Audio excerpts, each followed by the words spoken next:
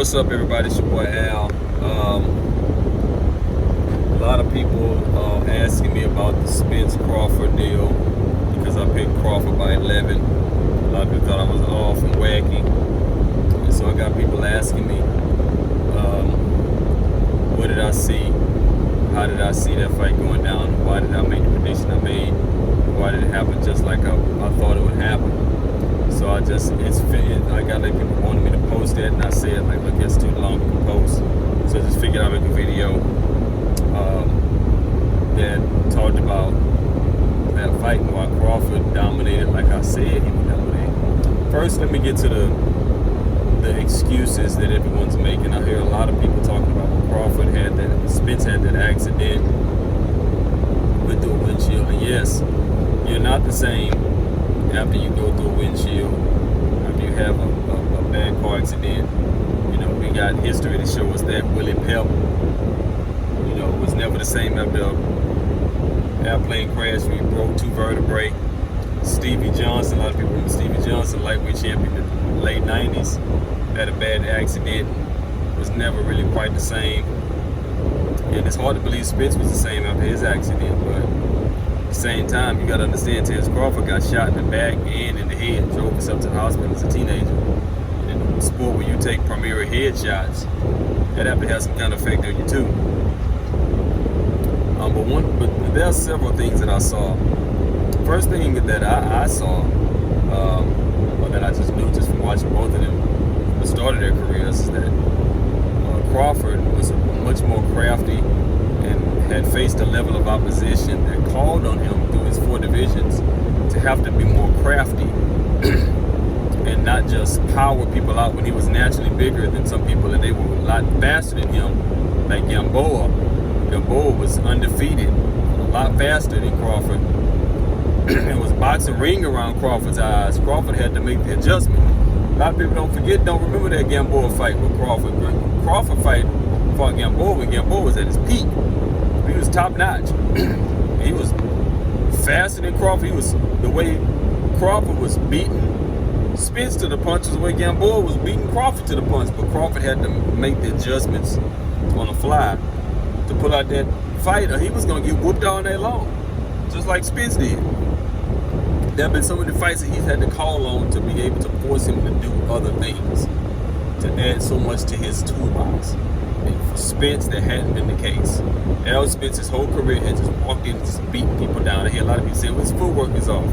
This was off. He never needed footwork. He would just walk in and just muscle people. He never needed to dance around or circle around or back up. He never needed to do that. So how do we know his footwork was off when some of the things he had to do last night, we never seen him have to do? So how will we know his footwork was off? All we ever seen him do is walk in and pound little Lamont Brewster, little Mikey Garcia, little Danny Garcia, light punching Egris, light punching, what's the welterweight guy he won his title from? The guy who Triple G broke his face and then he went in against Spence. Kell Brook, who was a light puncher. The only thing, and Kell Brook, and I'm going to get to this point later on, Kell Brook showed us something that I think Crawford drew on in that fight. But the first thing, we're going to get to that. The first thing that I said as soon as the bell rang, let's go back a little bit. Let's go back to the pre-fight, preparing. A lot of people saying Spence didn't look himself for this fight. Guess what? Neither one of them did when they were trying to make weight. Like, when you look at Crawford and Spence, like the week before they had to make weight, they both looked like they were about to pass out from starvation. So both of them looked like they were in the same kind of shape. Like Terrence Crawford looked so bad. I was like, man, I don't know. I was asking questions about Terrence Crawford because he looked more drained than Spence did. The first thing that I think Errol Spence, the first error that Errol Spence made, and the first chess move was one that Errol Spence thought he had. I remember a few years back when Terrence Crawford first moved up to welterweight, and Errol Spence had been there for some years, and Errol Spence was out in the hallway joking. They both had on hoodies, and Errol Spence was like, man, you too light in the ass for me, you too light in the ass for me. I think that kind of stuck with him. Because over the years, it's been several years since then, 4 or 5 years since that video. 4 or 5 5 years, Terrence Crawford has had an opportunity to grow into a welterweight frame. Eating like a welterweight, training like a welterweight, lifting weights like a welterweight, working out like the welterweight. I could see him saying that when Terrence had just got to the division, but Terrence ain't just got to the division. It's been there 4 or 5 years. He's a full-fledged welterweight. I think Errol went into the fight with that still on his mind. Terrence is too light, and you know what? That's the first mistake he made, because he came out in round 1 and just marched straight to Terrence like Terrence was too light. I'm just going to go in here and overpower him like I've done everybody else. That was the first chess move, or the first thing that I saw that led to Errol's demise. Second thing I saw that led to Errol's demise, as soon as the bell rang and Terrence came out southpaw. Now, if you don't know this about Errol Spence, it's part of their marvelous Marvin Hagler. They come out and fight right-handed and be a great fighter. They come out and fight left-handed and be a great fighter. So when Terrence chose to come out and fight left-handed, I said out loud, everybody looked at me when I said chess move. People wonder what I meant by that. Let me tell you what I meant by that. What I meant by that was Terrence came out and gave Errol something he's not used to seeing. What Errol isn't used to seeing was a left hand from what would be conventional stance for a southpaw. Because Errol is a one-sided, is basically a standard southpaw. 90 to 95% of his opponents are conventional. So when his opponents throw the jab, they're throwing it over his lead hand. And when they're throwing it over his lead hand, which is his right hand, he has the opportunity to block it with his right shoulder and come inside or over with his right jab over their left jab. So what Terrence did by coming out and going southpaw was came out and put the jab on the other side of Errol where Errol's not used to seeing it. You saw how the jab was just beating Errol's face in all night long. That's because it was coming from an angle where Errol was not necessarily used to seeing it. And the only time I remember Errol having to deal with another southpaw, which would put that jab where it was with Kell Brook. Now, Kell Brook lost his title to Errol Spence. How Errol became a world champion. But a lot of people forget in that fight was that before Errol took over, Kell Brook was piecing Errol Spence up. Them first 4 or 5 rounds, I was concerned about Errol Spence because Kell Brook was piecing him up. But Kell Brook can't punch. So Errol just persevered and wore him down. And took advantage also of what Triple G did to Kell Brook's face, and that was broken. So when you saw that jab that Errol just couldn't seem to get out of the way of, it's because he's not used to seeing it come from that way. He's not used to seeing a straight right jab. He's just seeing a left jab so he can catch it with his shoulder and throw inside of it. Throw his body shots and his counter shots inside of it. So that was chess move number 1 for Crawford. The second reason why it's such a hard fight for Errol and why Crawford won, and I knew Crawford would win this fight, is because I knew that if Errol thought he would walk in and be able to overpower Terrence, being now a full-fledged welterweight, will be able to have the power and the speed to be able to counter Errol on the inside. Think about facing people like Yuriorkis Gamboa when they're in their prime, and a lot of the other lighter fighters that Terrence in effect when they're in their prime. They force your hands to have to be faster. So by the time you get up to higher weights, you've developed this lightweight, super lightweight, junior welterweight speed. So when you get up to welterweights, your hands are 3 times as fast as theirs. That and the fact that when Errol came in and tried to initially use his body weight, use his strength, and even in round 1 we saw, and he barely missed, but we saw Terrence shoot counter uppercuts and counter hooks that oohed and awed the crowd, because the crowd was like, ooh, if that would have landed, it would have been trouble. So immediately we saw Terrence coming in and Errol trying to muscle him, and as soon as he tried to muscle him, we saw Terrence throw kill shots. He wasn't throwing survival shots, which what Errol was used to, because Errol was used to when he get down and start throwing hard, digging shots, people just trying to throw shots to get him off of him, to just survive. He wasn't used to seeing people throw shots to try to knock him out cold. But he started running into shots that were trying to knock him out cold. And then that second round, he got hit with that jab from the side that he wasn't used to coming from, and that straight left, which would have used him in a straight right from the other side, and went down. He saw the end. This isn't a guy that's in there trying to punch me to just stay alive. This is a guy that's trying to do to me what I've done to people. And you can see when Errol got up, he was hurt, bagged up. Terrence finished up that round, and then the next round, what we saw was Errol lose his composure.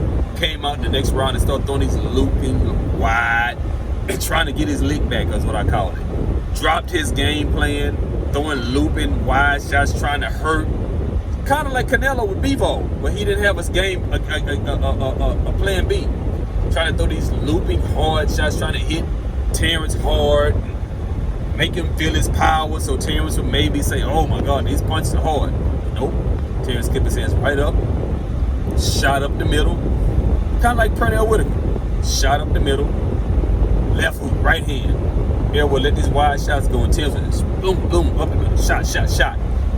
Which is a lot what we saw people like Pernell Whitaker do, but without that power to make you pay for it. But Errol was doing the same things people like Pernell Whitaker was doing. His power would make you pay for it. That's why I told somebody the other night, last night when I was watching, it's like, man, Errol is in his James Toney, Mike McCallum tonight, where those guys were slick, clever punchers and counter punchers, and their punches made you pay. And that's what Terrence was in last night. Had Errol in a position where when Errol threw his big shots that were used to make other guys fold up and ball up and throw a little punch trying to get him off, he was throwing shots that was hurting Errol.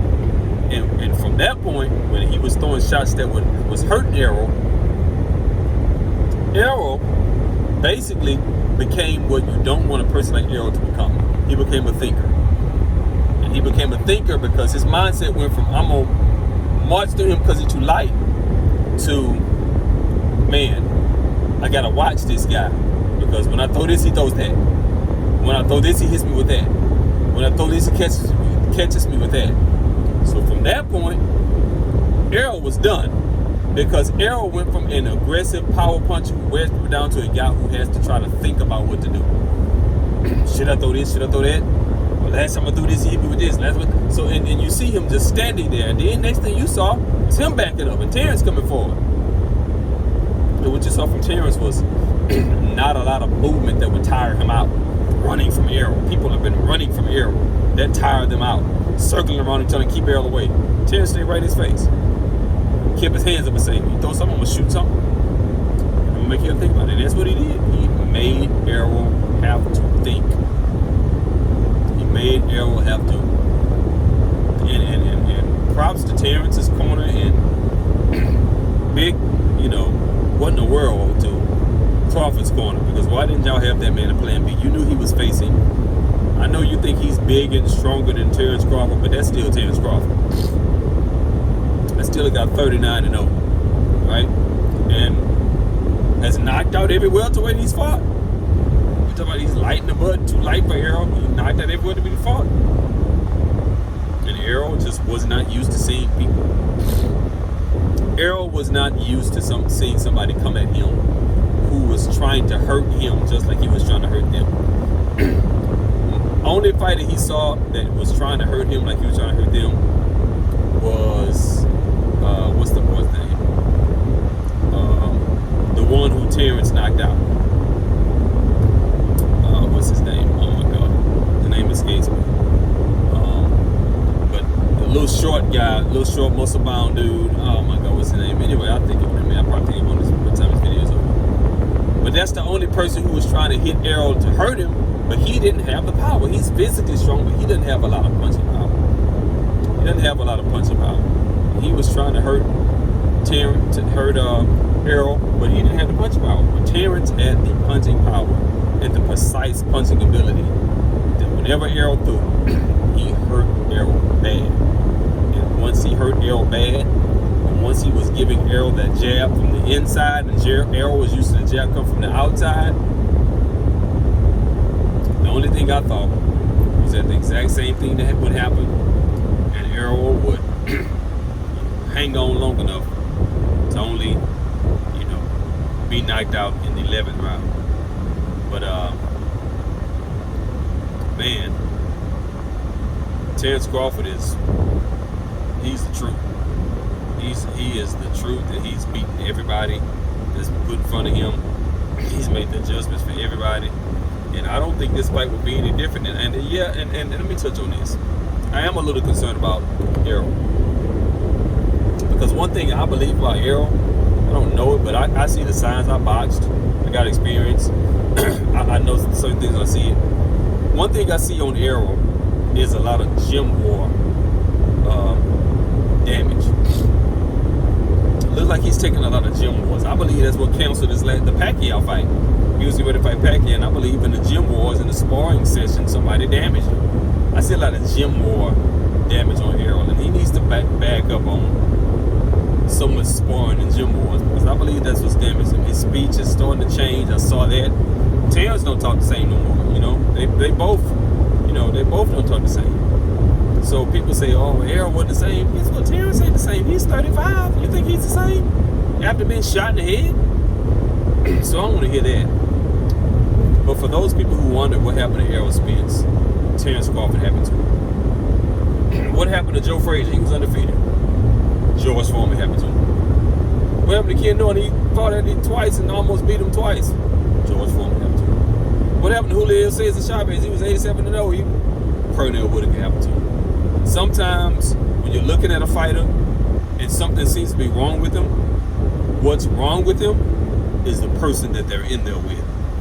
The person that they're in there with is making them look like you're not used to seeing them looking. Because every now and then, the person you love will fight somebody who will make them look like they made everybody else look.